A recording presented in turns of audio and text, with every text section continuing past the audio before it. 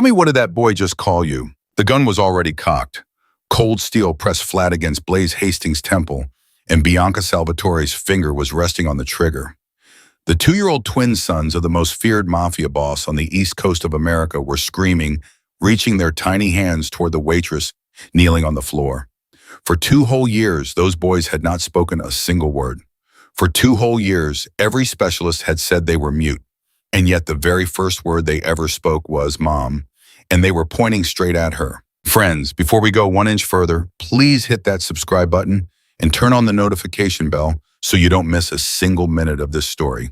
And down in the comments below, tell me which city you're watching from tonight. I truly want to see just how far my story has traveled. Now, let's begin. The gun did not move. It stayed right there, cold steel pressed flat against the soft hollow of Blaze Hastings' temple, and the only sound in the entire dining room was the ragged, terrified breathing of a 21-year-old waitress who had just ruined her own life without saying a single word. "Answer me," Bianca Salvatore said quietly. "What did my sons just call you?" "Sir, I don't know. I swear, wrong answer." The hammer of the pistol clicked back 1 notch. Blaze made a small sound in her throat, a sound that wasn't quite a word and wasn't quite a sound, and across the dining room, little Enzo Salvatore started screaming, "Mom, Mom, no hurt, Mom." And his twin brother Matteo, 2 years old, still strapped in his high chair, started screaming the exact same thing in the exact same rhythm. 2 little voices welded together into one piercing cry, and every armed man in that compound, 6 bodyguards, 2 cousins, 1 consigliere, froze in place. Because in 2 years, not one of those boys had ever spoken. Not one word. Not Dada, not Mama, not no, nothing. The specialists had come from Boston, from New York, from Milan. 6 figures in consultation fees, a dozen diagnoses, selective mutism, developmental delay, possibly autism spectrum, possibly something neurological we haven't identified yet. Bianca Salvatore had paid every bill and gotten no answers, and he had learned to live with the silence of his own sons the way a man learns to live with a bullet he cannot remove from his body. And now, here, tonight, the silence had broken. For a waitress. Bianca did not lower the gun, but his eyes, those cold green mathematician's eyes, flickered just once to his screaming boys and then back to Blaze. "Teresa," he said. The old nanny, white as paper, stepped forward. "Yes, Mr. Salvatore.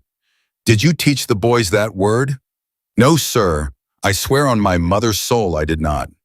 "Did anyone in this house teach them that word?" "No, sir. You forbade it, sir. After their mother died, you said no one was to use the word mother around them. Ever. And yet," "Yes, sir." Bianca turned his head very slowly back to Blaze. "And yet, sir, please, stand up. Sir, stand up." She tried, her legs wouldn't hold her. She got halfway up, collapsed back onto her knees, got up again, and finally stood shaking so hard her uniform apron was trembling against her thighs. The pistol followed her every inch of the way. It was now pressed not to her temple, but to the center of her forehead. "Walk," Bianca said, "to my sons, slowly." She walked. Every step, she could feel 12 pairs of eyes on her. Every step, she expected the bullet. Every step, the twins cried harder. And when she was 3 feet from their high chairs, Bianca said, "Stop." She stopped. "Pick up Enzo." "Sir." "Pick him up." She reached out and Enzo practically threw himself into her arms. He wrapped his tiny fists in her hair and buried his wet face in her neck, and he said very clearly, very softly, "Mom, Mom, Mom, Mom, Mom." Like a song he had been practicing for 2 years in silence, waiting for the right audience. Blaze's knees nearly buckled. Something in her chest ripped open. She did not know what it was. She did not want to know. But her arms closed around that baby like they had been built for that exact shape, and she heard herself whisper before she could stop, "Shh, baby. Shh, Mama's here." The room stopped breathing. Bianca's face, that controlled, unreadable face, did something very strange. For 1/2 of 1 second, something moved behind his eyes. Something that looked almost like a man drowning. Then it was gone, and the gun came up level with her heart. "Teresa?" Yes, sir." Take Mateo upstairs, now. Sir, the boys have never been separated, Now Teresa. The nanny scurried to the high chair. Mateo started screaming louder, kicking, reaching for Blaze, reaching for his brother. Teresa hauled him up and ran from the room sobbing, and Mateo's wails echoed down the hallway for a long, long time. Enzo did not stop saying the word. Mom, mom, mom, mom. Into her neck, into her collarbone, into her hair. Bianca took one step closer. He was close enough now that Blaze could smell him. Dark cologne gun oil, the faintest trace of leather, and she could feel the heat of the barrel of the pistol right through her uniform. What is your name? He said. Blaze. Blaze Hastings, sir. How long have you worked in this house? 6 weeks, sir. Who hired you? The Conti agency, sir. Mrs. Conti. Something flickered across his face. Very small, very dangerous. Mrs. Conti, he repeated. Yes, sir. And before the Conti agency, Blaze, where were you? Sir, before. I worked at a diner in Newark. For 3 years, I was where in Newark? 8th Street, sir, the Blue Star Diner. And before that? Sir, I don't. Why are you? He took another step. The barrel pressed directly against her sternum. Enzo, still clinging to her neck, whimpered but did not let go. Blaze. His voice had dropped to almost a whisper. I am going to ask you one question, and your answer is going to decide whether you walk out of this house tonight. Do you understand? Yes, sir. 2 years ago, October, a hospital in Newark. Mercy General. Tell me what happened. Oh, Farron. Everything in her body went cold. Not scared cold, not nervous cold. The deep, hollow cold of a person who has just realized that the worst secret of their life has been dug up out of the ground and is now sitting on a dinner table in front of the most dangerous man in New Jersey. Sir, don't lie, don't stall, don't think, just tell me. Because I have been looking for a woman, Blaze, for 2 years. I have spent more money than God has to find her. And I just walked into my own dining room and watched my dead cousin's babies, who have never spoken in their lives, look at a waitress and call her mom. Blaze made a tiny sound. And I am doing the math, Blaze. And the math is not in your favor. So you are going to tell me right now what happened at Mercy General Hospital on the night of October the 14th, 2 years ago. She could not speak. Her lips moved, her throat worked. Nothing came out. Bianca leaned in. His voice dropped lower still. Was it you? Sir, was it you? Yes. It came out a whisper. Yes, sir. It was me. The room went so quiet she could hear her own pulse in her ears. Bianca closed his eyes just for a moment, just long enough for her to see the muscle in his jaw jump once, twice, 3 times. Then he opened them again, and they were wet. The most dangerous man on the East Coast had tears in his eyes, and he was not a man who cried. You are their mother, he said. Yes, sir. You are Luca's girl. I only knew him for 3 weeks, sir. I didn't know his last name. I didn't know who he was. He told me his name was Luca. He was sweet to me. And then one day he didn't come back to the diner, and I waited, and he never came, and 2 months later I found out he didn't come back because he was murdered. I didn't know, sir. By the Russo family. I didn't know. I killed the man who killed him. I didn't know, sir. And you, his voice cracked just slightly, just once, you gave my cousin's children away. I was 19. The tears were coming now. She couldn't stop them.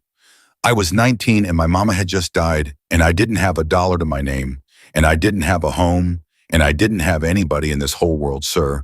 And there was a nurse who said there was a family, a rich family who wanted them, who would love them, who would give them everything I couldn't. And she said they'd pay me enough to bury my mama. And I signed the papers. I took the $30,000 I paid for my mama's funeral. And I left, and I told myself every single night for 2 years that they were better off, that they were safe, that they were loved, that wherever they were, they had a mother who could actually... What was the nurse's name? Sir Parham. What was her name? Blaze. Donna something, red hair, a little gold cross on a Falcone. I don't know her last. Donna Falcone, my brother's wife, my sister-in-law. The woman who told me to my face, holding my hand at a funeral I paid for, that Luca's girl had died on the table, and both babies had died with her. Who showed me two tiny caskets going into the ground? Who has been raising Luca's children in my house for 2 years, calling herself their aunt, feeding them, harsh bathing them, pretending? He stopped. His breathing had changed. There was something in it now, something slow and deep and awful, like a storm gathering pressure. Blaze, yes, sir. Put the baby down on the couch, please. Very gently. Sir, please. She walked to the couch. She tried to set Enzo down. He clung harder. She pried his little fingers off her hair, her collar, her neck, and every one of them hurt her heart worse than the gun against her forehead had. She laid him on the cushions. He immediately rolled onto his side and curled into a ball and started crying a soft, exhausted, heartbroken cry, like he had just been separated from his own soul. Bianca turned to the consigliere in the corner, a thin gray man named Paolo, who had not moved, not blinked, not breathed for the entire conversation. Paolo, yes, boss. Go upstairs, quietly. Ask Teresa to bring Matteo to the panic room. Do not speak to my sister-in-law. Do not allow her to see you. Do not allow her to hear you. When the boys are in the panic room, you lock it from the outside. Rafe and Marco stay with them, nobody else. Yes, boss. And Paolo. Yes, boss. If Donna tries to follow you, if she tries to get near those boys, if she so much as looks at that panic room door, yes, boss. Bianca's voice did not rise. It did not waver. It simply turned to ice. You put her on the floor and you hold her there until I come upstairs. Yes, boss. Paolo left. Bianca turned back to Blaze. The gun was still in his hand, but it was pointing at the floor now. Blaze! Yes, sir. I need to ask you one more question. And before you answer it, I need you to understand something. I need you to understand that there is a phone call coming to this house in the next 10 minutes. And the phone call is going to tell me that a van has just passed through the front gate of my property. And inside that van are 8 men who work for Victor Russo. Sir, and those 8 men are coming here tonight to kill my children. What? They have been planning it for 4 weeks. They were waiting for a signal. The signal was a woman working in my house as a waitress who was supposed to leave the kitchen door unlocked at 6:30 tonight and walk out the service entrance and not look back. Blaze's mouth fell open. Sir, I know you didn't. Sir, I swear. Blaze, I know. I can see your face. He glanced at the ornate grandfather clock against the wall. It is now 6:26. Sir, 4 minutes, Blaze. Sir, I owe Victor Russo $48,000. He's been threatening me. He said, if I didn't pay heed, but I didn't know the job was here. Mrs. Conti just said it was a rich family. Mrs. Conti is Victor Russo's aunt. The room spun. She grabbed the back of the couch to stay standing. No. Yes. Oh, God. Yes. Oh, God. Blaze, look at me. She looked at him. In 3 minutes, those men are going to believe you did exactly what Victor told you to do. They are going to come through the kitchen door. They are expecting 2 babies and 1 old nanny. They are not expecting me. Sir, you are going to sit down right here. You are going to hold that baby. And when the shooting starts, you are not going to move. You are not going to scream. You are not going to open that door. Is that clear? Yes, sir. Because if you move, Blaze, if you open that door, even 1 inch, the men on the other side of it will know something is wrong and they will come in faster than my men can kill them, and my sons will die tonight. I won't move, sir. I swear. On my life, I won't move. I know you won't. He looked at her for a long second. Something shifted in his face, something very, very small. I have known since the moment you picked that baby up. He walked to the office door. He stopped. He turned back. Blaze. Yes, sir. After tonight, if we are both alive, you and I are going to have a conversation about what happens next. Yes, sir. Those boys are Salvatore's. They will be raised as Salvatore's, but his jaw worked once. They have a mother. They have always had a mother. And 2 years ago, somebody in this family took her away from them, and I did not catch it. And every day for 2 years, those boys have gone to sleep without saying a single word because the only word they wanted to say was, you. Her tears came faster now, silent, hot. Yes, sir. We will fix it. Do you understand me? Yes, sir. Say it. We'll fix it, sir. He nodded once. He closed the office door behind him. And from somewhere on the first floor of the Salvatore compound, very softly, very precisely, the grandfather clock began to strike 6:30. On the couch, Enzo opened his wet green eyes. He looked up at Blaze. He said very quietly, "Mom." And outside, far down the long gravel drive, she could hear just barely, just at the edge of hearing the sound of a vehicle pulling through the front gate. The vehicle was coming slow. That was the first thing Blaze noticed, sitting frozen on that leather couch with Enzo pulled tight against her chest. The tires were rolling across gravel at maybe 5 miles an hour. Not the speed of a delivery truck, not the speed of a guest. The speed of men who knew exactly where they were going and exactly what they were going to do when they got there. She pressed her lips to the top of Enzo's head. "Shh, baby. Mama's here. Mama's right here. Don't you cry." "Mom," he whispered back. "That's right, sweetheart. That's right, Mama." And something inside her, something that had been locked up tight for 2 solid years, cracked wide open, because she had spent 730 nights telling herself she was not this baby's mother. She had told herself those boys belonged to a better woman, a richer woman, a woman who deserved them. She had told herself she had done the right thing. And now here she was in the enemy's house with her own son's heartbeat pressed up against her ribs. And the truth was so big and so simple, she didn't know how she had lived without it. She was his mother. She had always been his mother. And somebody was about to try to kill him.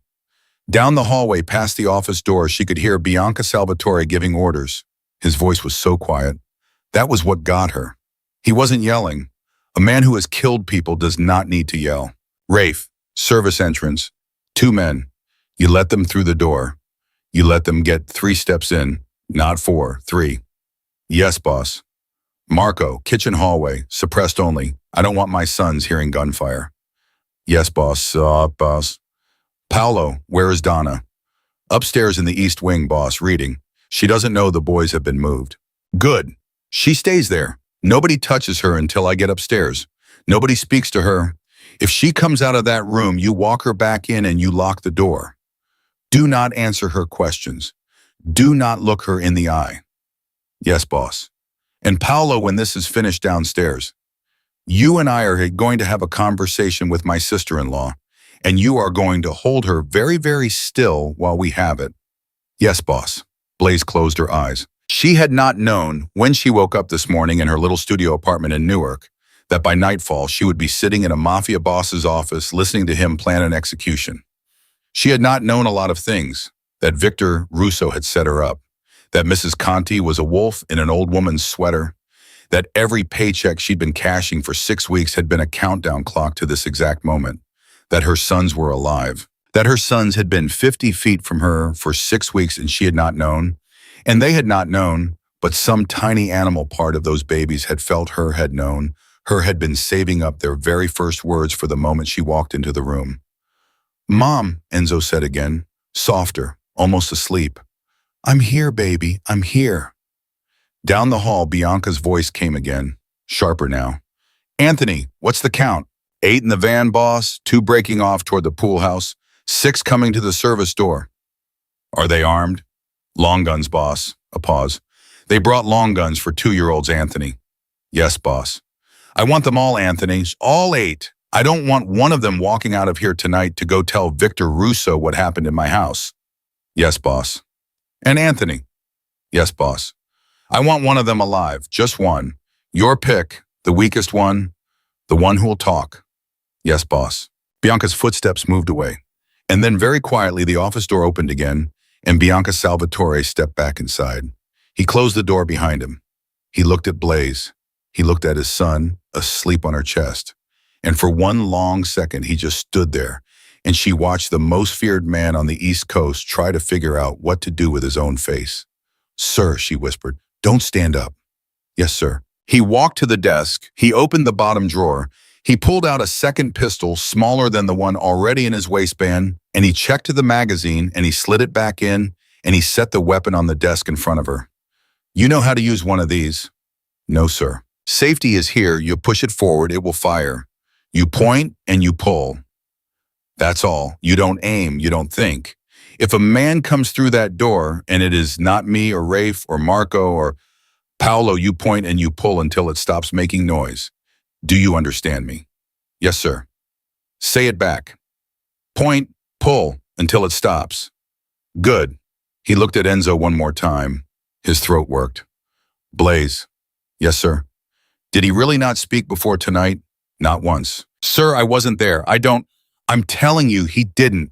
For 2 years, not one word. I've been sitting across from that baby at breakfast every morning for 2 years watching him watch me, and he has never said one word to me. And I thought his voice did something strange. It got smaller. I thought I had broken him, Blaze. I thought I had done something wrong. I thought he did not. He stopped. He looked away. He pressed his thumb and forefinger against the bridge of his nose hard, and for 3 full seconds, Bianca Salvatore was not a mafia boss. He was just a man who had been told 22 minutes ago that he had been failing his dead cousin's children for 2 years without knowing it. Blaze did not know what she was doing when she said it, but she said it. Sir, he wasn't waiting on you, he was waiting on me. He looked up at her. It wasn't you, sir. It wasn't your fault. Babies know, that's all. Babies know their mamas. You can dress them up and feed them and rock them and they'll love you for it, but they know, they can smell it. My mama told me that before she died. She said a baby never forgets the sound of the heart it grew under. Bianca looked at her for a long, long time. Then he said very quietly, "You are going to be a problem for me, Blaze Hastings." Sir. Nothing, keep the boy safe. He left. She did not have time to think about what he meant, because downstairs from the direction of the kitchen came the soft sound of glass breaking. Enzo stirred. Mom. Shh, baby, shh. Mama's got you. Glass, one pane. Probably the back door panel, the one over the deadbolt. Somebody was reaching a gloved hand through the hole, feeling for the lock.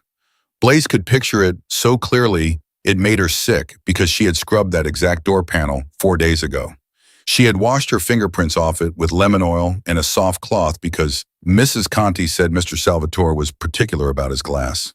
Mrs. Conti, who made her bring lemon oil every Tuesday.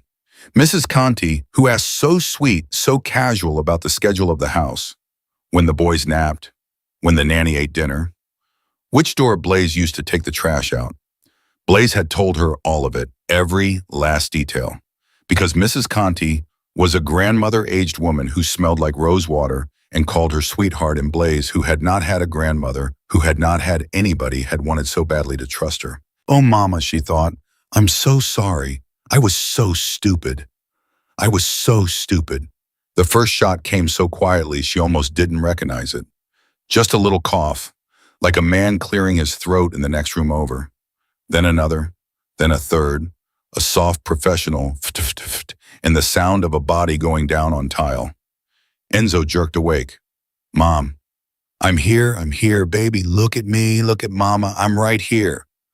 Another cough, heavier this time, 2 bodies, a grunt. And then, oh God, a voice, a man's voice, American, angry. Marco, you son of a, where are they? The nanny said 6:30, the boys are supposed to be in the affected silence. Blaze had stopped breathing. Enzo was staring at her face. He wasn't crying, he was studying her the way a baby studies its mother when it is trying to figure out if it should be afraid. And Blaze, who had never held this child for more than 6 minutes of her life, somehow knew how to smile for him. Knew how to smile the way her own mama had smiled for her back when things were bad and her mama was lying to her face about them. It's okay, sugar, she whispered. Mama's got you. Mama's got you. Another cough, further away now, toward the dining room. Then much closer, right on the other side of the office door, a thud, a heavy one. A man had just hit the wall. Blaze's hand moved to the pistol on the desk. She didn't remember deciding to do it. Her fingers wrapped around the grip. She pulled it into her lap. Safety, she thought. Forward, safety forward. The door handle turned. Her finger went to the safety. The door opened. It was Rafe, blood on his sleeve. Not his blood. Boss says 5 minutes, 2 still in the pool house. He wants you in the panic room now, ma'am.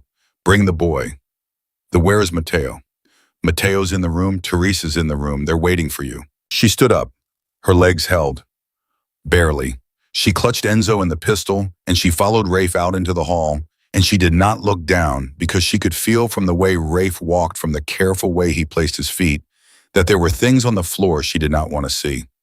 "Don't look, ma'am. Just keep walking." "Yes, sir." And "Ma'am." "Yes, sir." "You can lower that weapon. You're pointing it at the back of my head." Oh, God, I'm sorry." "It's all right, ma'am. You did good. Point, pull, just like he said. You would have handled yourself if you needed to." She lowered the gun. Her hand was shaking so bad she nearly dropped it. They reached a door. It did not look like a panic room door. It looked like a closet. Rafe pressed his palm to a panel hidden behind a framed photograph, and something inside the wall clicked, and the door swung open on hinges thicker than her wrist. Inside, under soft yellow light, Teresa was sitting on a cot with Mateo in her lap, rocking him. When Mateo saw Blaze, he started reaching with both arms and making a sound that wasn't a word but was definitely her name. Blaze sat down beside them. She put Enzo on one hip. She pulled Mateo onto the other. Both babies went completely still. They pressed their faces into her, one on each side, and they did not cry, and they did not speak. And Blaze, for the first time in 2 years and 4 days, felt her own heart slide back into the shape it had been born in. Teresa was weeping. "Ma'am," the old nanny whispered, "I don't know who you are. I don't know where you came from, but those boys are yours. I have known those boys since the day they came into this house, and they are yours." "Teresa, he loves them, you understand me, Mr. Salvatore. He loves those boys. He's a hard man. He's done hard things. But he has sat up with these babies through 3 winters of fevers, and he has read to them every night, even when they didn't answer, and he—" She wiped her nose with her sleeve. "He never knew. He didn't know. I didn't know either." "I know, ma'am, I know." Rafe closed the panic room door. They heard the bolts slide. 4 of them. Heavy. And then, muffled through a foot of steel and concrete, they heard the sound of the house going to war. It didn't last long. Blaze would find out later that the entire thing, from the first pane of broken glass to the last body hitting the hardwood, took less than 11 minutes. She would find out later that Bianca's men killed 7 of the 8 Russo hitmen, and the 8th, a kid named Sal, who was 22 years old and had been in the business for 9 months, was found hiding behind the pool house trash cans with his gun jammed and tears on his face. Anthony brought him to Bianca in the wine cellar. Bianca did not even raise his voice. He asked Sal 3 questions. Sal answered all 3. Bianca nodded. Then Bianca asked Anthony to take Sal somewhere quiet and let him live long enough to deliver a message to Victor Russo and then to end the conversation in whatever way Anthony saw fit. But Blaze did not know any of that yet. What she knew was that after a while she had lost track of time sitting there with both babies breathing against her. The bolts slid back and the door opened, and Bianca Salvatore was standing there. There was blood on his collar. A small, perfect arc of it, like the splash of red wine on a white tablecloth. His hair was slightly out of place, that was all. He looked at Blaze. He looked at his 2 sons asleep against her. He looked at the pistol still in her lap, still with the safety off. "Teresa." "Yes, sir." "Would you take the boys, please, not to their room, to the library. I want Paolo sitting with you, and I want the library door locked. I will come for them shortly." "Yes, sir." "And Teresa, you have done very well tonight. I will not forget it." "Thank you, sir." Teresa gently pried Mateo off Blaze's hip. Mateo protested but did not cry. Enzo, when she reached for him, locked his little fingers around Blaze's wrist and would not let go. "Enzo, sweetheart," Blaze whispered. "Enzo, you go with Miss Teresa now. You go with Miss Teresa, and I'll be right up. I'll be right up in a little while. Mama's coming. Mama's coming right up."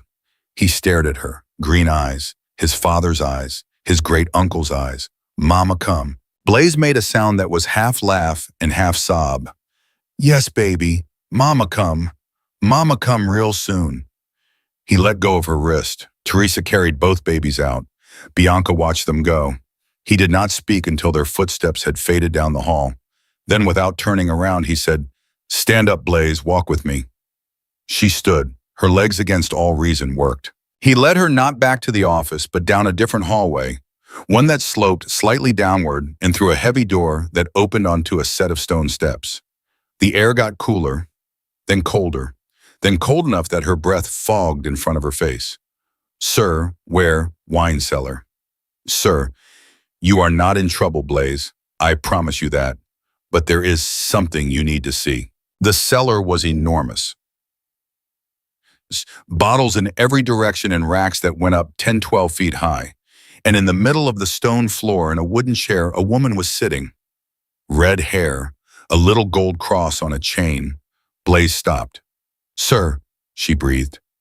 Yes. That's the nurse, sir. That's Donna. That's the nurse from the hospital." "Yes. Sir, that's your—" "Yes, Blaze. That is my sister-in-law. That is the woman who has been sleeping under my roof, eating at my table, kissing my cheek every Sunday morning, calling herself the aunt of my children for 2 years." Donna Falcone looked up at them. She was not bound. She was not gagged. She was sitting very still with her hands folded in her lap, and when her eyes met Blaze's, Donna did something that made the hair stand up on the back of Blaze's neck. She smiled, a small, cold, pleasant smile. "Hello, Blaze, honey," Donna said. "It's been a while." Blaze could not speak. Donna looked at Bianca. Her smile got a little wider. "Bianca, sweetheart, I assume you have questions." Donna. Do you know why you are sitting in that chair?" "Oh, I imagine I do." "Do you have anything you would like to say?" Donna Falcone, 48 years old, mother of 3, wife to Bianca's older brother. Nico tilted her head to one side and looked at Bianca Salvatore, the most dangerous man on the East Coast, and said very calmly, "I'd like to know what makes you think I did this alone." Bianca went absolutely still. Blaze felt her stomach drop straight through the stone floor. "What did you just say?" Bianca said softly. "I said," Donna repeated, still smiling, "what makes you think I did this alone, Bianca? You're a smart boy. You were always a smart boy. Think about who in this family has been waiting a very, very long time for those boys to disappear. Think about who benefits Bianca when Luca's heirs are gone. Think about who gets everything Luca would have gotten if those babies are not in the ground where you buried them 2 years ago." Bianca did not move. Donna. "Think hard, Bianca. You'll get there. You always were the smart one. That's why Nico hates you so much." Bianca's hand went very slowly to his waistband, and Blaze standing there trembling in the cold of the wine cellar, with the blood of 7 men still drying upstairs, and her 2 babies waiting for her in a locked library on the 2nd floor, understood with a clarity that felt like ice water down her spine that the 8 Russo hitmen upstairs had not been the real threat tonight. The real threat had been in this house all along, and she had just heard his name, Nico. The name had not been spoken, but it was there sitting in the cold air between them, as solid as the stone walls of that cellar. Blaze watched Bianca Salvatore's hand rest on the grip of his pistol, and she watched him not draw it, and she understood that what was holding him back was not mercy. It was arithmetic. A man like Bianca did not shoot until he had the full equation in front of him, and Donna Falcone, his own brother's wife, had just told him his equation was missing a variable. "Say his name, Donna," Bianca said quietly.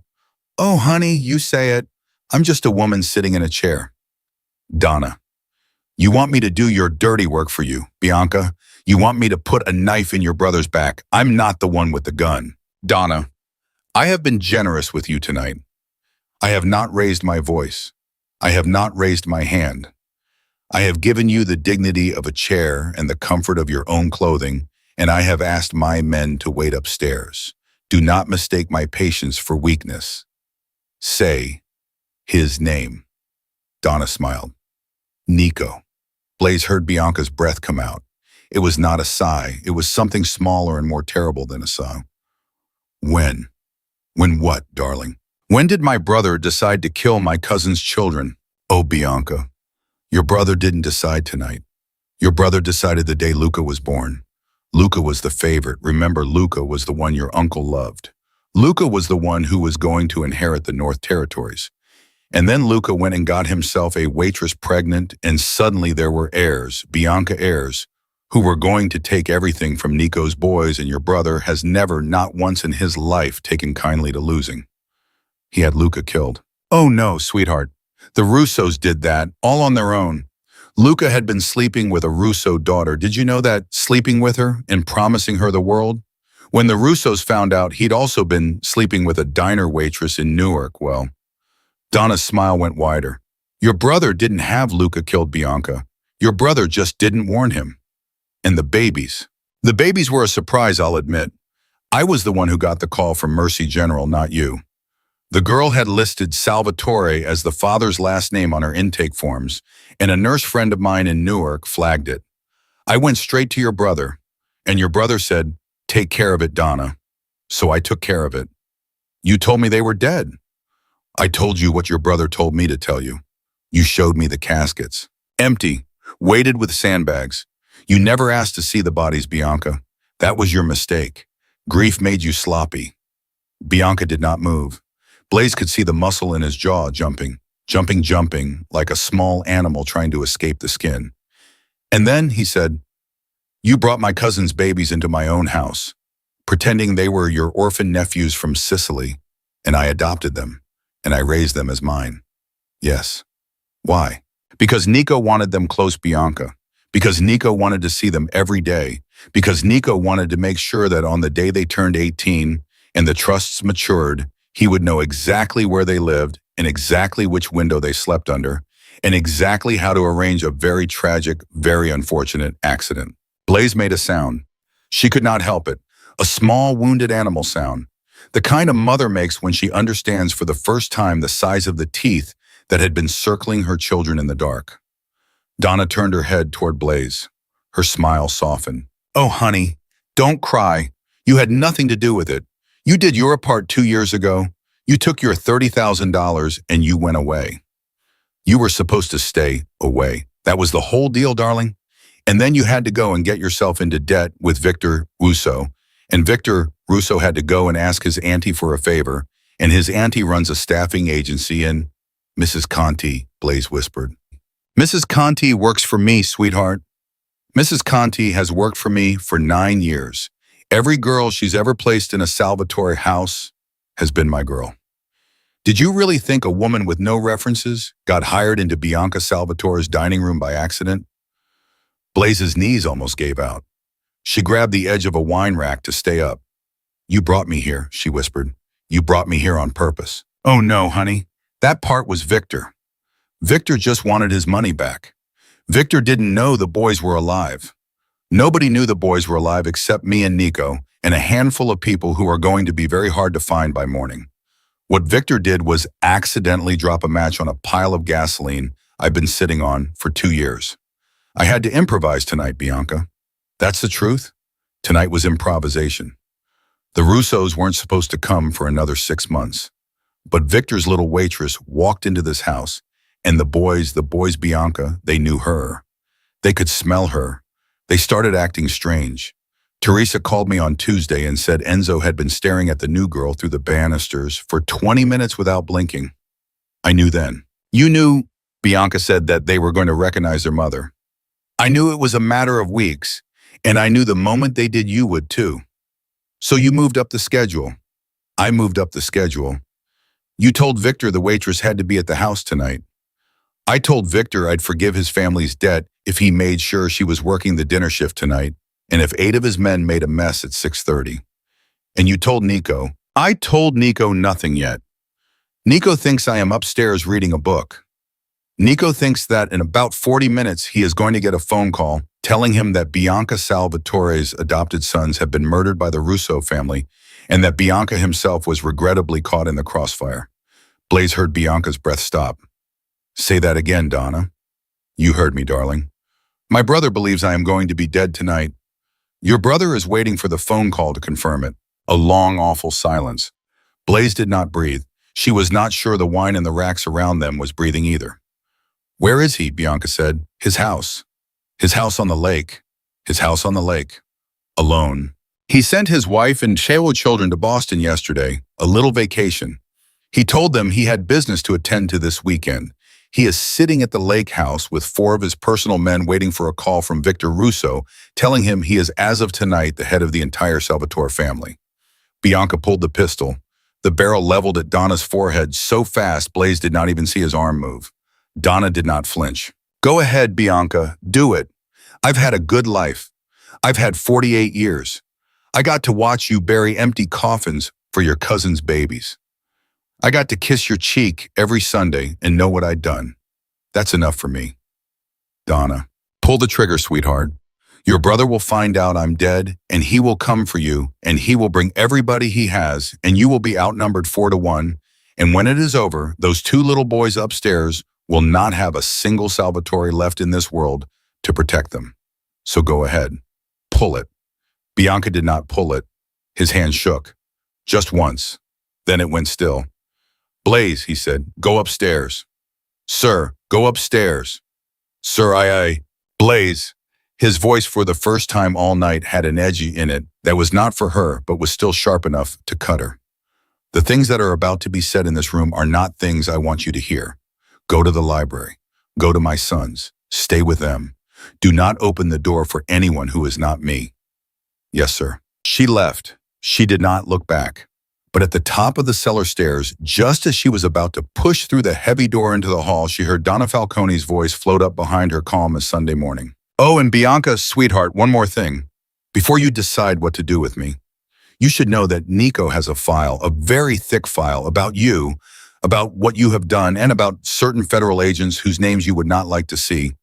And that file is sitting in a safe deposit box, and if I do not walk out of this house tonight, under my own power, that file is in the hands of the United States Attorney's Office by Monday morning. Blaze pushed through the door and let it shut behind her and ran. She ran up the hallway.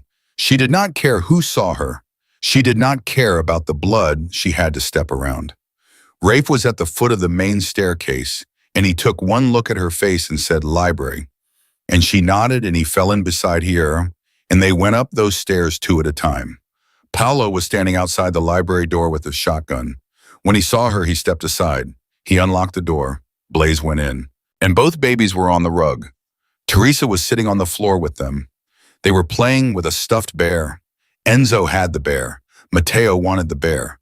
They were arguing about the bear in half-formed syllables and reaching hands. And when Blaze came through the door, both of them stopped arguing and looked up at her.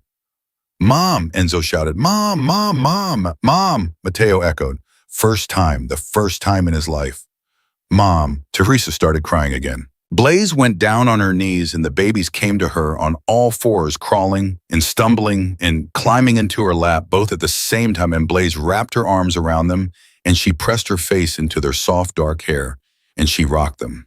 She rocked them and she rocked them and she whispered to them the way her mama had whispered to her when she was small and the world was too big. Mama's here, Mama's here, Mama's not going anywhere. Never again, never, never again. Mama's here. And she meant it. Even as she said it, she meant it. Whatever Bianca Salvatore decided to do with her when he came up those stairs, whether he set her free or whether he put her in the ground, she was not leaving these babies. Not alive. They were going to have to kill her to take her away from them again. Teresa, she whispered. Yes, ma'am. How long have you worked in this house? 23 years, ma'am. Did you love Luca? Teresa's eyes filled. Yes, ma'am. Luca was a sweet boy, mischievous, reckless, but he had a good heart. He used to sit in my kitchen when he was 7 years old and eat his sugar cookies until he made himself sick. I loved him like my own. If I told you that Mrs. Falcone killed him, then I would say I am not surprised, ma'am. Blaze looked up at her. Teresa's face was very steady. You suspected. Ma'am, I have been in this house for 23 years. I have held my tongue for 23 years. There are things I have seen in this house that I have never spoken about, and I will not speak about them now, but I will say this. She leaned forward, her voice dropped. Mrs. Falcone asked me 3 weeks ago which window in the nursery had the weakest latch. She told me she was asking because she was worried about a draft. I told her all the latches were strong, but she was not asking me about a draft, ma'am. I knew she was not asking about a draft. I have been waiting for tonight for 3 weeks. Blaze stared at her. Teresa, why didn't you say anything to Mr. Salvatore? Because, ma'am, the old nanny's voice cracked. Because I am an old woman with no family and no savings, and because Mrs. Falcone made very clear to Mike and me in a conversation 6 months ago that if I ever spoke a word against her to Mr. Salvatore, she had a nephew on the police force who would find my sister's grandchildren in their school parking lot and make them disappear. I was a coward, ma'am. I was a coward, and I am sorry, and God forgive me, I was a coward. Blaze reached out. She took Teresa's old wrinkled hand in her own. You are not a coward, Teresa. You kept these babies alive. For 2 years, you kept them alive without even knowing their mama was still out there. You are not a coward. You are a good woman. Teresa broke. Her face crumpled, and she pressed her hand over her mouth, and she cried without making a sound the way old women cry when they have spent their whole lives being quiet. Mateo in Blaze's lap looked up at her. He reached one small finger up and touched a tear on Blaze's cheek. He said very softly, "Mom's sad." "No, baby. Mama's not sad. Mama's happy. Mama's so happy." "Mom, happy." "Yes, sugar, Mama's happy." The library door opened. Bianca. He looked worse than he had in the cellar. His face was gray. There was no blood on him, new blood, but he looked like a man who had just been told the earth he was standing on was actually the thin crust over a lake of fire. He saw the babies in her lap. He saw Teresa weeping on the rug. He saw the way both of his sons were pressed up against Blaze's heart. He walked across the room. He sat down heavily on the floor. Right there in a $3,000 suit on the library rug, cross-legged like a boy. He held out one hand to Enzo. Enzo looked up at him, looked at Blaze, looked back at Bianca. "Dada," Enzo said. Bianca's face broke. "Yes, son," he whispered. "Yes, Dada's here." Enzo crawled out of Blaze's lap. He crawled across the rug. He climbed with enormous effort into Bianca's lap, and he put his small arms as far around Bianca's neck as they would go. Bianca held him and closed his eyes and did not speak for a long time. Then without opening his eyes, he said, "Blaze." "Yes, sir." "Donna is in my cellar with her hands zip-tied to a pipe. She is alive. She is going to stay alive for the moment, because she has told me something tonight that I need to verify. And because if I kill her before I verify it, I may lose everything I have, and these boys may lose their home." "Yes, sir." "My brother Nico is expecting a phone call in 34 minutes. That phone call is supposed to tell him I am dead and my sons are dead. If that phone call does not come, or if the wrong phone call comes, he will understand that the plan failed and he will move. He has men, a lot of men, more than I have here tonight." "Yes, sir." "I am going to make the phone call." "Blaze."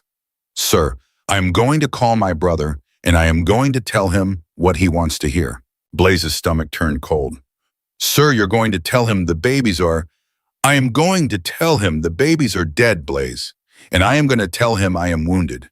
And I am going to ask him to come to the house. Sir, if he comes here with men, he will not come with men. He will come with his personal guard, 4 of them. That is all. Because he will not want witnesses to what happens next. He will want to be the one standing in this house, Blaze. He will want to look me in the eye before he finishes me. That is the kind of man my brother is. He has wanted that look for 30 years. Sir, Bianca opened his eyes. He looked at her. He was still holding Enzo. Blaze, I am asking you something. I am not telling you. I am asking. In about 35 minutes, my brother is going to walk through the front door of this house believing that his nephews are dead and that his brother is dying. And I am going to be lying on the dining room floor, covered in blood, and I am going to need someone to be standing over me, crying.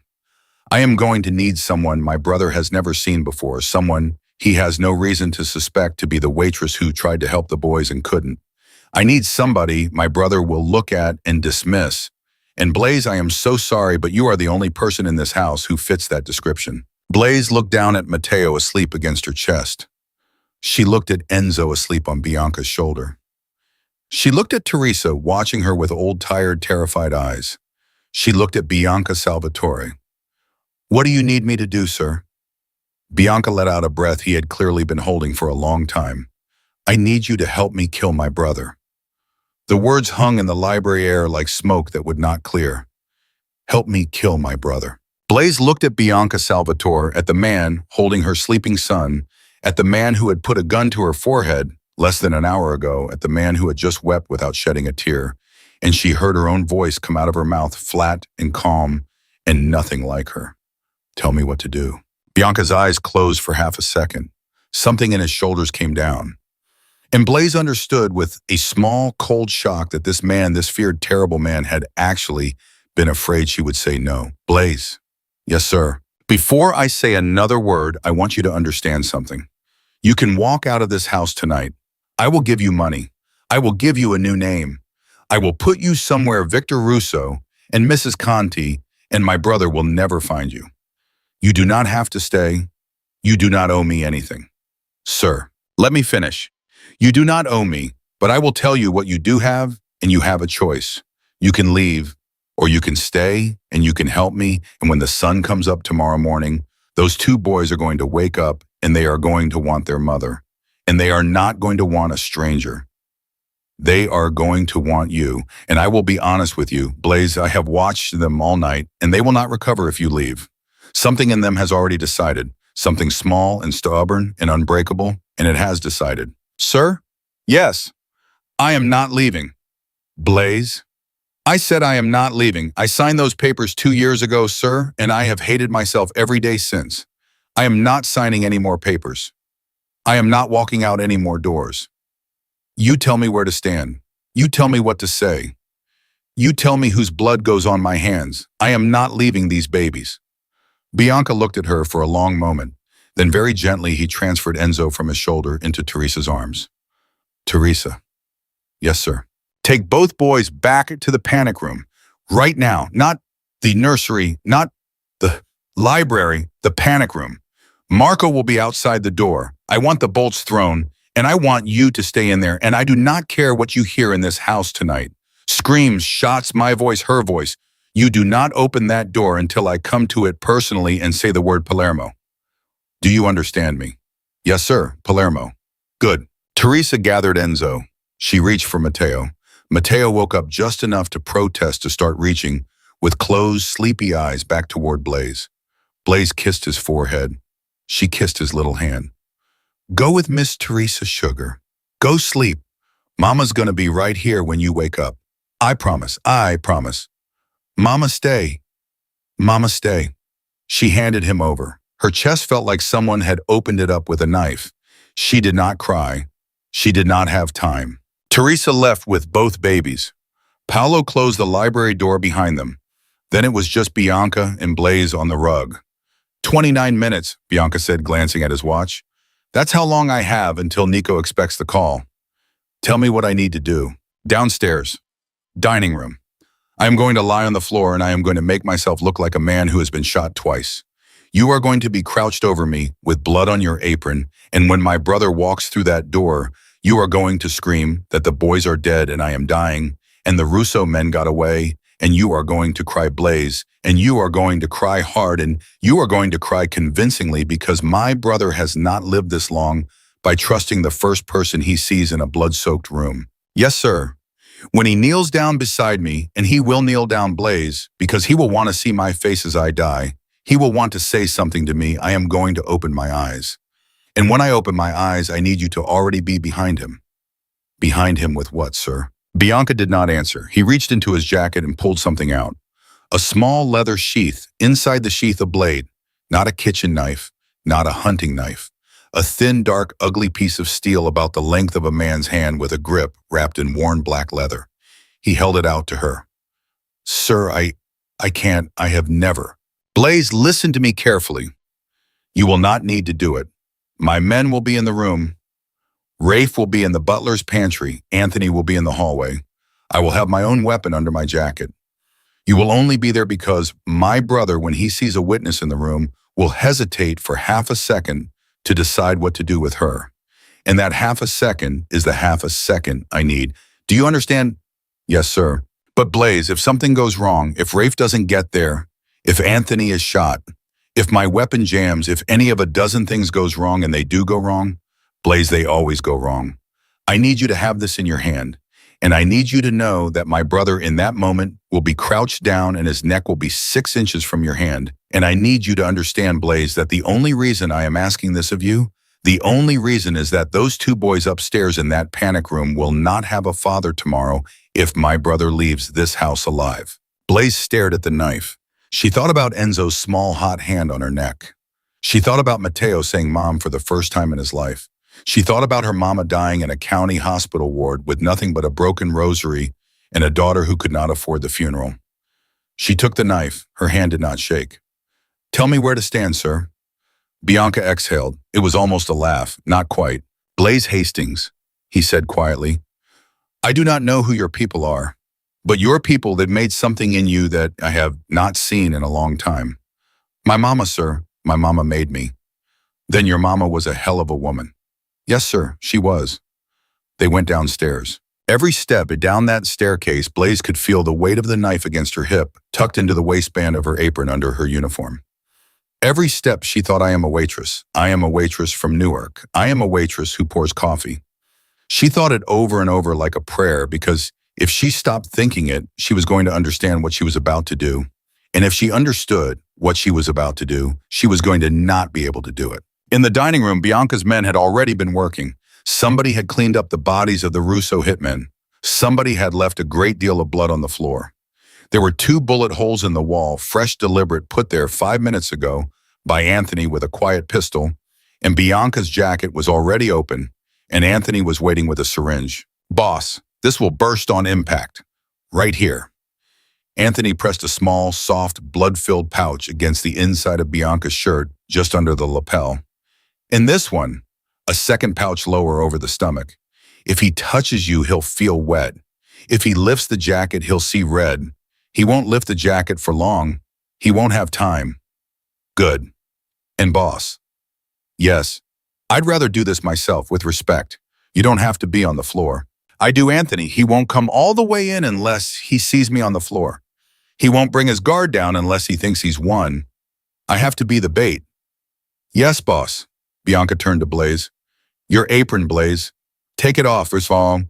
She took it off. He dipped 2 fingers into a bowl of blood.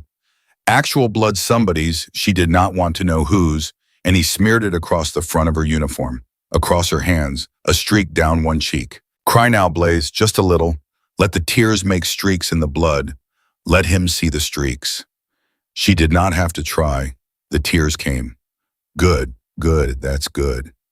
Sir, yes. If this works, if he dies tonight, is it over? Will the boys be safe? Bianca paused.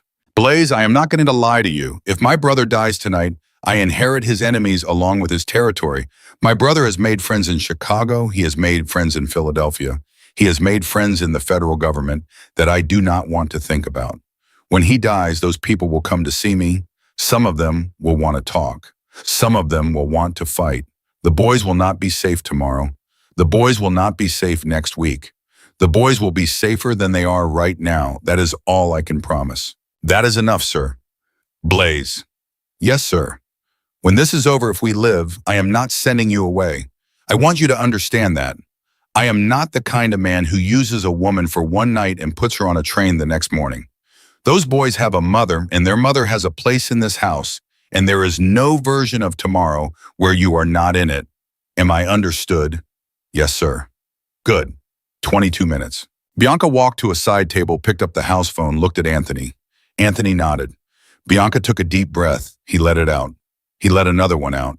Then he dialed a number from memory. 2 rings. 3. A man's voice picked up. Blaze could not hear the words, but she could hear the pitch, warm, curious, unconcerned. The voice of a man sitting somewhere quiet, expecting good news. Nico, Bianca said, and his voice had changed. It was ragged. It was wet. It had a small wheeze in it that had not been there 3 seconds ago. Nico, they got in. The warm voice on the other end became sharp, a question. The boys, Nico, the boys. Bianca's voice broke. It was an astonishing performance. If Blaze had not been standing 3 feet away, watching him do it on purpose, she would have believed every syllable. The boys are, oh God, Nico, they killed them. Another question. Quicker, harder. I'm hit, Nico, twice. I can't get up, Nico, please. A pause. Then a long, slow, controlled answer from the other end. Blaze still could not hear the words, but she could hear the texture of Nico's voice, and the texture of it was patient. Patient the way a man is patient with an animal he has been hunting for a long time and has finally cornered. Please, Nico, please come fast. Don't bring a lot of men. Nico, we the Russos, they might come back. Please, just you, please. Another pause. Then Nico said something brief, and Bianca nodded, even though Nico could not see him, and Bianca whispered, "Thank you, Nico. Thank you, brother." And the line went dead. Bianca set the phone down. He looked at Anthony. 15 minutes. Yes, boss. He is bringing 4 men. Yes, boss. He told me to hold on. Yes, boss. Bianca turned to Blaze. His face for 1 second was unreadable. Then it hardened again. On the floor, Blaze. Right here. I am going to go on my back. You are going to be on your knees next to me. When he comes through that door, you are going to be trying to put pressure on my chest. You are going to be crying and shaking and repeating, they killed the boys, they killed the boys, the men killed the boys. Can you say that for me? Right now, let me hear it. They killed the boys. Oh God, they killed the boys. They killed louder. They killed the boys. Oh God, oh God, they killed the babies. Mr. Salvatore's dying. Oh Jesus. Good, that is good. That is very good. Hold that. Hold exactly that. He lay down on the floor. He arranged himself, one arm flung out, one knee slightly bent. He tore his own shirt open over the soft pouches of blood and pressed down on them so they burst and red bloomed across his chest in 2 ugly, believable flowers. Blaze knelt next to him. She pressed her hands to his chest. She felt the warm wet of the burst pouches. She felt the real, alive, strong heartbeat underneath. Sir? Yes. If we die tonight. Blaze. If we die tonight, I want you to know I am grateful. I am grateful you did not shoot me an hour ago. I am grateful you let me hold my son. Whatever happens in the next 15 minutes, I got to hold my son. That is enough. Bianca looked up at her, and very quietly, so quietly she almost didn't hear it, he said, we are not going to die tonight. Blaze Hastings. Those boys already lost one mother. They are not losing another. Then he closed his eyes and let his jaw fall slack and became for all the world a dying man. Blaze waited. Anthony took his position in the hallway. Rafe took his in the butler's pantry. 2 more men, Blaze did not even know the names of, positioned themselves behind the heavy drapes of the dining room. Somebody killed most of the lights. Somebody left exactly 2 candles burning. The room smelled of blood and cordite and old wood. 12 minutes. 10, 8, 5. Blaze could hear her own heartbeat now. She could hear the clock in the hall. She could hear very faintly the distant heavy slide of a vehicle on the long gravel drive. 3. He's at the gate, boss, Rafe's voice low from the pantry. 4 men in the car, just like he said. Bianca did not move. He did not speak, but Blaze saw his right hand drift inside the cover of his torn shirt to the butt of a small pistol tucked against his ribs. The car stopped. Doors. Footsteps. Heavy ones. 4 pairs. Coming up the front steps, not the service entrance. Nico Salvatore had never used a service entrance in his life. The front door opened. A voice called out. Warm, worried, performed. Bianca, Bianca, where are you, brother? It's Nico. I'm coming. I'm coming. Blaze heard footsteps crossing the marble foyer. She heard the clip of expensive shoes, 4 sets of shoes, getting closer. Then Nico Salvatore walked into the dining room. He was taller than Bianca, broader, older. His hair was more gray than black. He had a kind face, Blaze would realize later, the kind of face that got him invited to weddings and baptisms and funerals, the kind of face a man could trust if he did not know better. And when he saw the scene in the dining room, his brother face down in blood, a weeping waitress with red hands, 2 candles, and no other light, his kind face crumpled in the most perfect, most convincing grief Blaze had ever seen. Oh God, Bianca, oh Bianca! He ran forward. He dropped to his knees on the other side of his brother. He did not look at Blaze. He did not even register her. She was a prop.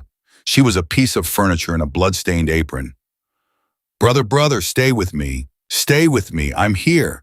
I'm here. Nico reached for Bianca's throat for the pulse, and Blaze saw in the split second before it happened, in the half-breath before the whole world changed, Nico's other hand slide very casually, very professionally inside his own jacket.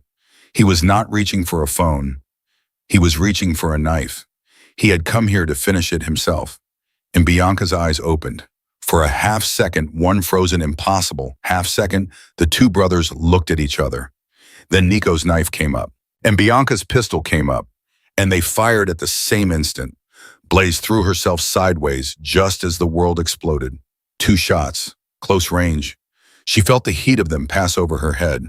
She felt a spray of something wet hit the side of her face. She hit the floor. She rolled. Her knee slammed into the marble. She came up on her other side and her hand was already in her waistband and the knife was already in her fist, and she looked up and Nico Salvatore was still alive. He had been hit, somewhere in the shoulder. His white shirt was blooming red, but he was still on his knees and he still had the blade in his hand and he was looking down at Bianca. And Bianca, oh God, Bianca. Bianca was not moving. Bianca was on his back with his own pistol fallen loose from his fingers, and his chest was wet with more than pouch blood now, and his eyes were open, but not focused, and Nico was lifting the knife again with his good arm to finish the job. The men behind the drapes were moving, but they were 3 seconds too late. 3 seconds was a lifetime.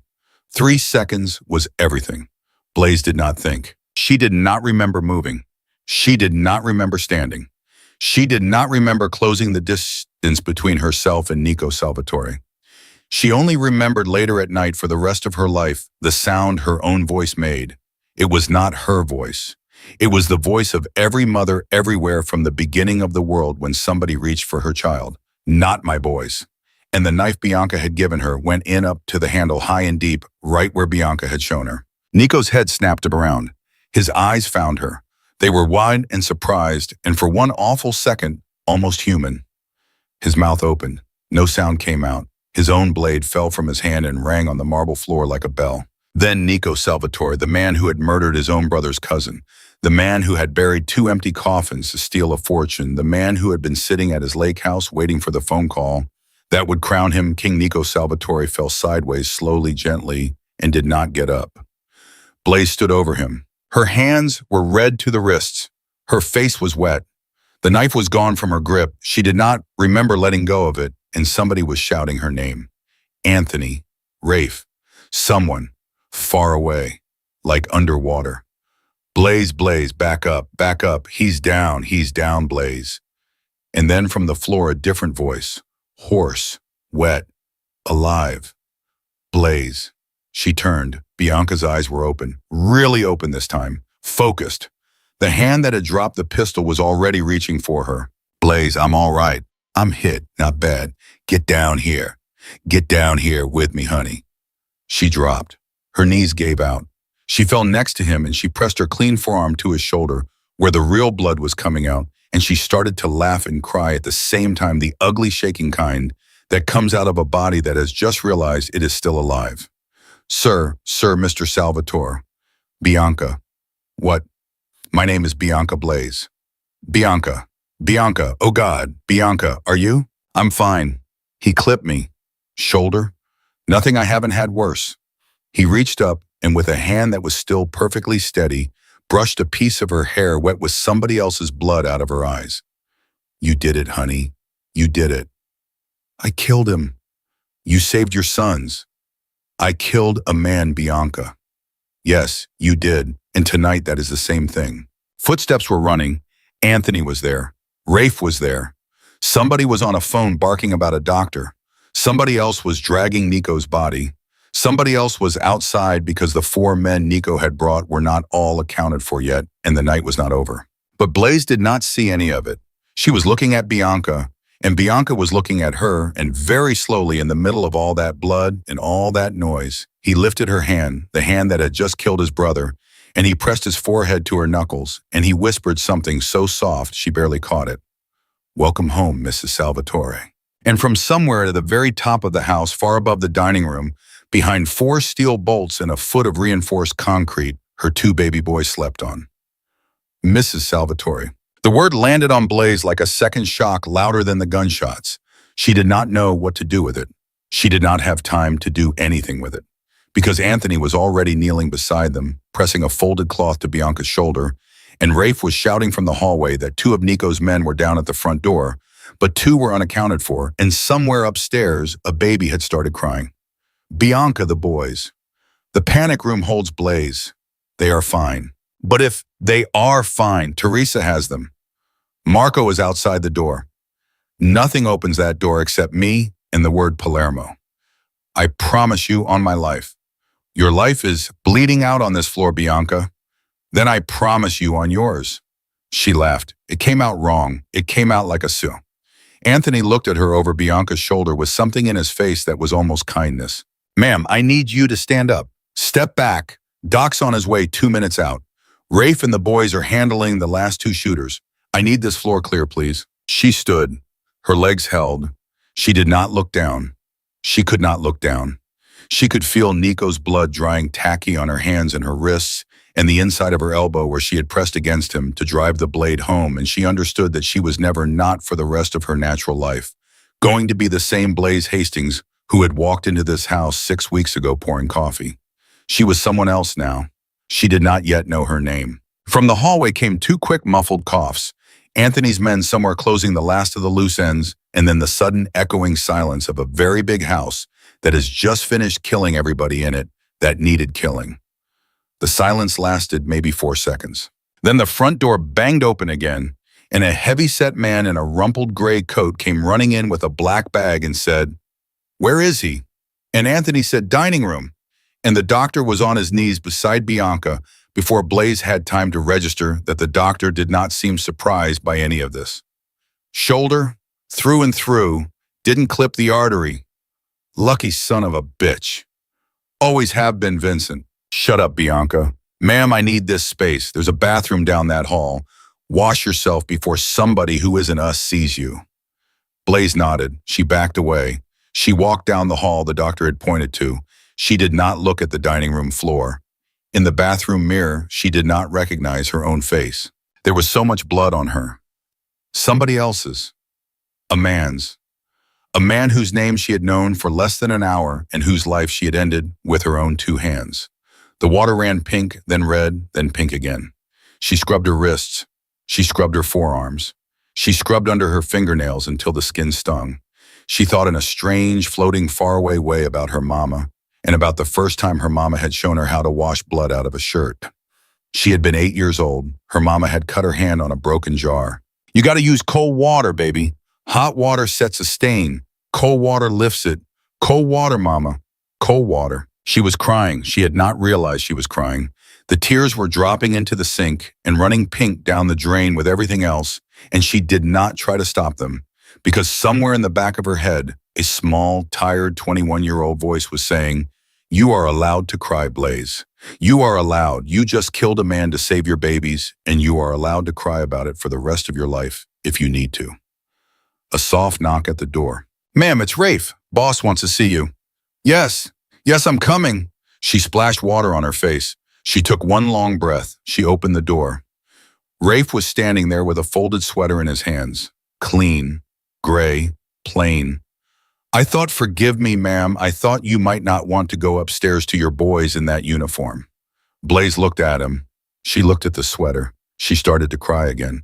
"Oh, ma'am, I'm sorry, ma'am, I didn't mean." No, Rafe, thank you, thank you. That is the kindest thing anybody has, ma'am." "Yes, it's my wife's sweater. She keeps a change of clothes in the guardhouse for cold nights. I'll bring you a proper one tomorrow. This one's just for tonight. Your boys won't know the difference." "Rafe." "Yes, ma'am." "What is your wife's name?" "Maria, ma'am. When this is over, when it's all over, I want to meet Maria. I want to thank her." "Yes, ma'am. She'd like that very much." He turned and walked away, and Blaze stood there for a moment with the sweater pressed to her chest, and she thought, this is what it is. This is what a family is. Not blood, not names. People who hand you a clean sweater on the worst night of your life. She changed in the bathroom. The sleeves were a little long. It smelled like somebody else's detergent. She did not care. She balled up her stained uniform, and she left it on the tile floor, and she walked back out into the hall, and she went straight to the dining room. The doctor was still bent over Bianca, but Bianca was sitting up now, propped against the leg of the table, in one arm in a sling and the other holding a glass of something brown and strong. He saw her. His whole face changed. "There she is. Bianca. Come here, honey." She went. She did not sit. She knelt beside him. "The doctor says I will live." "Good." "The doctor says I will be out of the sling in 2 weeks." "Good." "The doctor says, Bianca, I killed your brother." The room went quiet. The doctor, bless him, found something very important to do in his bag. Bianca looked at her, and for a long time he did not speak. When he did, his voice had changed again. It was not the mafia boss's voice. It was not the grieving cousin's voice. It was something new. Something she had not heard yet, and it was the voice Blaze understood later of a man who had made up his mind about her. Blaze, my brother murdered my cousin. My brother tried to murder my children. My brother tried to murder me. He came into my home with a knife in his sleeve to finish the job with his own hand. And when everything went wrong and he was standing over me with that knife raised, the only person in that room who moved was you. A waitress from Newark. A girl who signed her babies away 2 years ago because she was alone in the world and did not have one person standing behind her. I was wrong to sign them, Bianca. You were 19, Blaze. I was wrong. You were 19 and a man you loved was dead and your mother was dead, and you did what you had to do. And somewhere in the back of your head, you kept those boys alive by making sure they got out of that hospital breathing. You did not kill them. Donna would have. Donna told me downstairs. Do you want to know what she told me downstairs, Blaze, after you left the cellar? Tell me. She told me that the original plan, her plan, the one she had in her head before she called Nico, was not to place those babies with a family. The original plan, Blaze, was to walk into that hospital room after you signed the papers and suffocate both of them in their bassinets and tell everybody they had died in the night of complications. The only reason those boys are alive right now, Blaze, is that Nico heard about them before Donna could carry out her first plan, and Nico decided that live babies under his roof were more useful to him than dead ones. You did not give your babies away, honey. You handed them off 1 inch ahead of a pillow. And then for 2 years, you worked double shifts at a diner to pay your mama's debts, and you thought you were the villain of the story, and the entire time, you were the only reason they had a chance. Blaze put her face in her hands. She did not sob. She did not shake. She just sat there with her hands over her face while the dining room and the doctor and the blood on the floor all quietly, politely pretended not to see her. Bianca. Yes, honey. What happens now? Now, Bianca said, you and I go upstairs. We go to the panic room. I say the word Palermo and Teresa opens the door and I sit down on that cot with you and we both of us, Blaze, we hold our sons. And tomorrow morning I make a phone call that will reorganize this family. And next week I handle Donna Falcone. And next month I handle Victor Russo and Mrs. Conti and the remaining Russo family because they do not get to walk away from what they tried tonight. And me, you stay. Bianca, you stay, Blaze. You don't know me? I watched you tonight. I know everything I need to know. Bianca, I am a waitress. I am a nobody. I do not know how to be a nobody in this world was born knowing how to be what they turned out to be, Blaze. Nobody. You learn.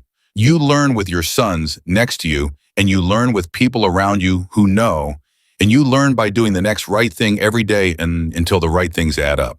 That is all any of us are doing. That is all anybody has ever done. She looked at him. His dark hair was damp with sweat. His shoulder was bandaged. There was a streak of dried blood at his temple he had not yet wiped away. He looked tired. He looked 50 years old, even though she knew from the house papers she had once dusted that he was 37. He looked in that one moment exactly like a man, not a mafia boss, a man. A man who had loved his dead cousin. A man who had raised 2 little boys by himself without knowing they were his own blood. A man who had been betrayed tonight by the only brother he had in the world and who had not wept about it and who was not going to weep about it because he had something more important to do. Bianca. Yes. I don't know how to be a Mrs. Salvatore. Then be Blaze Hastings. That is who those boys called for. That is who showed up. Keep being her. The rest is paperwork. She laughed, a small, shocked, real laugh. The first real laugh she had laughed in 2 years. Paperwork. My lawyers are very good. Bianca Salvatore, you are. Help me up, honey. She helped him up. The doctor fussed. Bianca waved him away. They walked together out of the dining room past the blood on the floor, past Anthony quietly giving orders to 2 young men with mops, and they climbed the staircase one slow step at a time, her hand under his good elbow, his weight against her shoulder, and halfway up, he stopped and looked at her and said, Blaze, yes, I need you to know something before we go in there. Tell me, I did not plan this. Tonight, any of it. When I sat down to dinner tonight, I did not know you existed. I want you to know, I want you to believe that when I stand beside you in front of those two boys in 5 minutes, and I tell them that their mama is home, I am not doing it because it is convenient or because it helps me politically or because the family needs a face. I am doing it because it is the truth and because it was the truth the moment you picked Enzo up. You are their mother. That is not an offer I am making you. That is a fact I am recognizing. Do you understand me? Yes. Say it back. You're recognizing a fact. Good. They kept climbing. At the top of the stairs, Marco was still outside the panic room. He straightened when he saw them. He opened his mouth to speak, and Bianca raised one finger, and Marco nodded and stepped aside. Bianca rapped very softly on the steel door. Teresa, it's me. Password, sir. Palermo. The bolt slid back. 1, 2, 3, 4. The door opened. Teresa was standing there with both babies in her arms. Enzo was awake. Matteo was half asleep, his thumb in his mouth, one little foot swinging. The moment Enzo saw Blaze, he threw his arms out so hard he almost fell out of Teresa's grip. Mom! Mom! Mom! Mom! Mom! Matteo's head came up. His eyes focused. He started to smile. Mom. Blaze did not remember crossing the distance. She was already there. She had them in her arms, both of them one on each hip, their small, hot cheeks pressed against her neck, their small fists tangled in Rafe's wife's gray sweater. She could smell them. She could feel them breathing. She could feel with something that went deeper than her skin the exact shape of the two lives that had grown inside her body 2 years ago, and then been taken away, and then tonight come home. Mama's here, Mama's here, Mama's never leaving again. Mama promises on her own Mama's grave. Never, never, never again. Bianca was standing behind her. He did not speak. He let her have it. After a while, when both babies had calmed down and were just breathing into her shoulder, Blaze turned around, still holding them, and she looked at Bianca. And Bianca was looking at the three of them with an expression that was not a mafia boss's expression, and was not a cousin's expression, and was something much, much bigger. Dada, Enzo said suddenly, sleepily, without lifting his head from Blaze's shoulder. Bianca closed his eyes. Yes, son. Dada come too. Yes, son. Dada's coming too. And he crossed the last few feet between them, and he put his good arm around all three of them, Blaze and both boys, and the four of them stood there in the open door of a panic room, with the smell of cordite still in the air downstairs, and the blood of a dead brother still drying on the dining room floor. And somewhere in the night outside, Anthony was already on the phone beginning the very long, very quiet work of tomorrow. But inside, in that small, bright room, there was only one sound. Mom, Dada, Mom, Mom, Mom, over and over, from two little voices who had not spoken in 2 years, who had nothing saved up except this one word, and who had been waiting for the right two faces to say it to. They said it 100 times that night. They did not stop saying it. 6 months later, the Salvatore family looked different. Donna Falcone was gone. The file she had threatened Bianca with had never reached the United States Attorney's office. Bianca's people had found the safe deposit box 2 days after Nico died, and the file had become ash in a very quiet fire in a very private room, and Donna had become a name that nobody in the family said out loud anymore. Blaze did not ask where she was. Blaze did not want to know. There were some doors she had learned that were not for a mother to open. Victor Russo went to prison on federal charges that had somehow appeared in a prosecutor's office one Tuesday morning without anybody in the Salvatore family leaving fingerprints. Mrs. Conti closed her staffing agency and moved to Arizona to live with a sister who Blaze would later find out did not actually exist. The Russo family shrank. The Salvatore territory grew. And in a big white house on a long gravel drive, two little boys who had not spoken a word for 2 years would not some nights stop talking. They learned fast. They learned everything fast. Enzo's first full sentence was, "Mom, Dada up, please," said at the breakfast table on a rainy Thursday in April, and Bianca actually stood up and walked out of the room to compose himself and came back in 30 seconds later with red eyes and pretended nothing had happened, and everybody pretended with him. Teresa stayed. Teresa was given a bigger room and a much bigger salary and a standing invitation to Sunday dinner that nobody would let her refuse. Rafe's wife Maria became Blaze's closest friend in the world. And on a warm evening in October, almost exactly 1 year after the night, the babies had spoken their first word. Blaze Hastings, still technically a waitress from Newark, still technically a nobody, still wearing Rafe's wife's gray sweater on cold nights, because she liked it and would not get rid of it, stood on the back terrace of the Salvatore compound, with Bianca's arm around her waist and Enzo on her hip, and Matteo hanging off Bianca's good shoulder, and she watched the sun go down over the garden, and she understood for the first time in her entire life what the word home actually meant. It meant this. It meant these. Blaze? Yes. Marry me. Bianca, the boys are right here. Good. They can be the witnesses. You are a terrible romantic. I'm an excellent romantic. I'm asking in front of the only two people in the world who matter. She looked at him. She looked at her sons. Enzo reached up and touched her face with a small, warm hand. Mom, say yes.